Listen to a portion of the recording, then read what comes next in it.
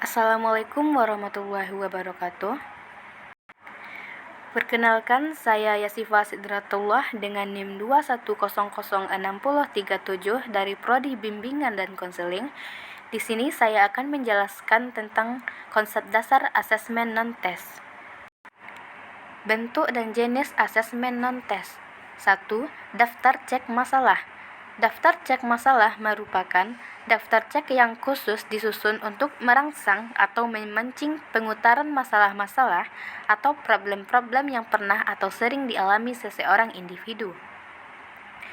Daftar cek masalah dikembangkan oleh Ross L. Mooney berisi 330 butir pernyataan masalah yang terbagi dalam 11 bidang masalah, di mana setiap bidang masalah berisi 30 butir pernyataan masalah dan ditambah satu bidang masalah lain-lain yang berisi 3 butir pernyataan terbuka. Daftar cek masalah ini berfungsi untuk memudahkan individu mengemukakan masalah yang pernah dan sedang dialami, mensistematisasi jenis masalah yang ada pada konseli agar memudahkan analisis dan sintesis dengan cara atau alat lain, menyarankan suatu prioritas program pelayanan bimbingan dan konseling sesuai dengan masalah konseling. 2. Alat ungkap masalah umum. Alat ungkap masalah umum merupakan salah satu jenis teknik non-tes yang digunakan oleh konselor untuk mengungkapkan masalah-masalah umum yang dialami oleh konseli.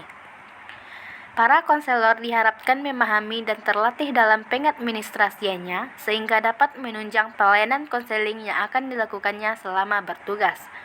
Adapun alat ungkap masalah umum ini dikelompokkan ke dalam 10 bidang masalah, yaitu jasmani dan kesehatan, diri pribadi, hubungan sosial, ekonomi dan keuangan, karir dan pekerjaan, pendidikan dan pelajaran, agama, nilai dan moral, hubungan muda-mudi dan perkawinan, keadaan dan hubungan dalam keluarga, dan waktu senggang.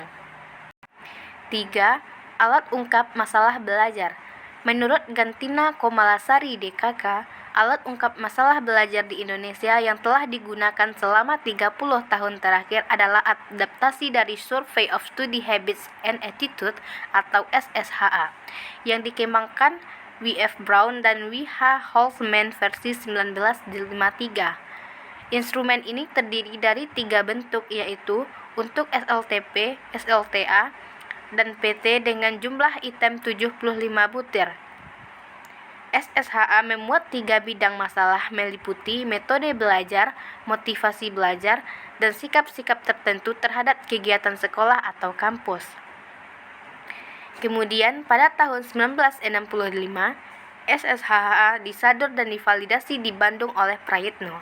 Selanjutnya pada tahun 1982, pengembangan alat ungkap masalah disusun dengan memperhatikan format dan kandungan isi SSHA dan PSKB, serta pengalaman pemakaian terjemahan atau adaptasinya, serta keinginan untuk menyusun sendiri instrumen sejenis yang lebih sesuai dengan kondisi Indonesia. Alat ungkap masalah digunakan untuk mengkomunikasikan mutu dan masalah konseli kepada personel yang membantu atau konselor. 4. Wawancara. Suatu teknik memahami individu dengan cara melakukan komunikasi langsung atau face-to-face relation antara pewawancara interviewer dengan yang diwawancarai interviewee untuk memperoleh keterangan atau informasi tentang individu. Wawancara atau interview berfungsi untuk menentukan latar belakang atau faktor penyebab terjadinya masalah yang dialami oleh konseli. Wawancara ini sebenarnya merupakan bagian dari wawancara konseling yang utuh, yaitu mulai dari identifikasi masalah, diagnosis, prognosis, treatment, evaluasi, dan follow-up. Selain itu, wawancara juga berfungsi sebagai bentuk memahami berbagai potensi, sikap, perasaan, pikiran, pengalaman, harapan, dan masalah konseli, serta memahami potensi dan kondisi lingkungan, baik lingkungan pendidikan, masyarakat, maupun lingkungan kerjanya secara mendalam. 5. Sosiometri. Sosiometri merupakan suatu metode atau teknik untuk memahami individu, terutama untuk memperoleh data tentang jaringan hubungan sosial antar individu dalam suatu kelompok berdasarkan preferensi pribadi antara anggota-anggota kelompok. Sosiometri merupakan metode pengumpulan data tentang pola struktur hubungan antara individu-individu dalam suatu kelompok. Pengembangannya didasarkan pada pemikiran bahwa kelompok mempunyai struktur yang terdiri dari hubungan-hubungan interpersonal yang kompleks. Posisi setiap individu dan hubungan-hubungan yang terjadi dalam struktur kelompoknya dapat diukur secara kuantitatif dan kualitatif. Hasil sosiometri merupakan gambaran jumlah skor yang diperoleh setiap orang, pola hubungan, intensitas hubungan, dan posisi individu dalam kelompoknya.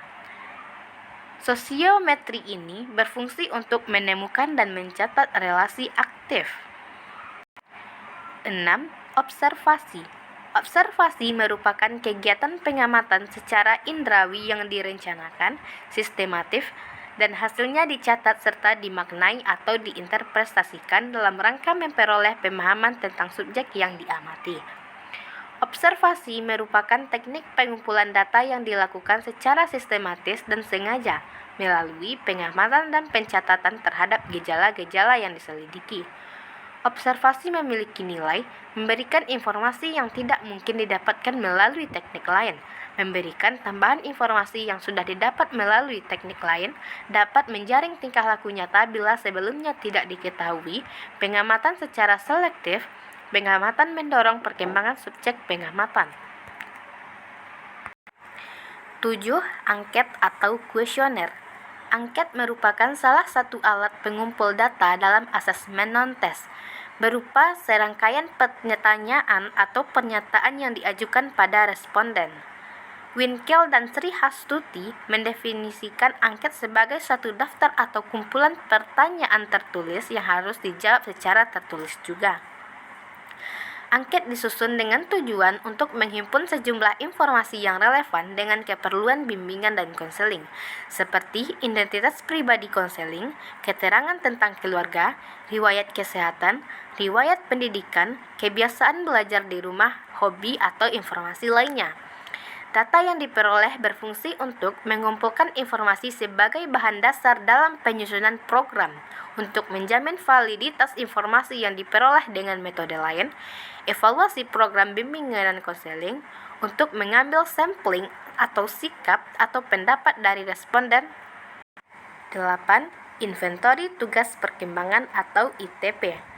Inventory adalah metode untuk memahami individu dengan cara memberikan sejumlah pernyataan yang harus dijawab atau dipilih responden sesuai dengan keadaan dirinya.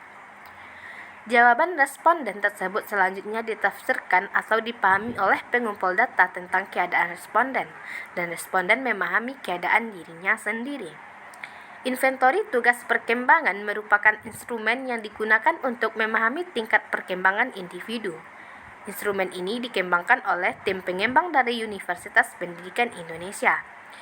Penyusunannya dimaksudkan untuk menunjang kegiatan bimbingan dan konseling, disusun dalam bentuk tempat memahami perkembangan individu.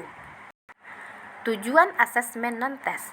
Menurut Hackney dan Cornier, terdapat 12 tujuan asesmen, yaitu melancarkan proses pengumpulan informasi, memungkinkan konselor membuat diagnosis yang akurat, mengembangkan rencana tindakan yang efektif, menentukan tepat atau tidaknya konseling menjalani rencana tertentu, menyederhanakan pencapaian sasaran dan pengukuran kemajuan, meningkatkan wawasan insight mengenai diri konseli, mampu menilai lingkungan, meningkatkan proses konseling dan diskusi yang lebih terfokus dan relevan, mengindikasikan kemungkinan peristiwa tertentu akan terjadi, meningkatkan minat, kemampuan dan dimensi kepribadian, menghasilkan pilihan-pilihan, memfasilitasi perencanaan dan pembuatan keputusan. Itulah penjelasan materi tentang konsep dasar asesmen non-tes. Sekian, Assalamualaikum warahmatullahi wabarakatuh.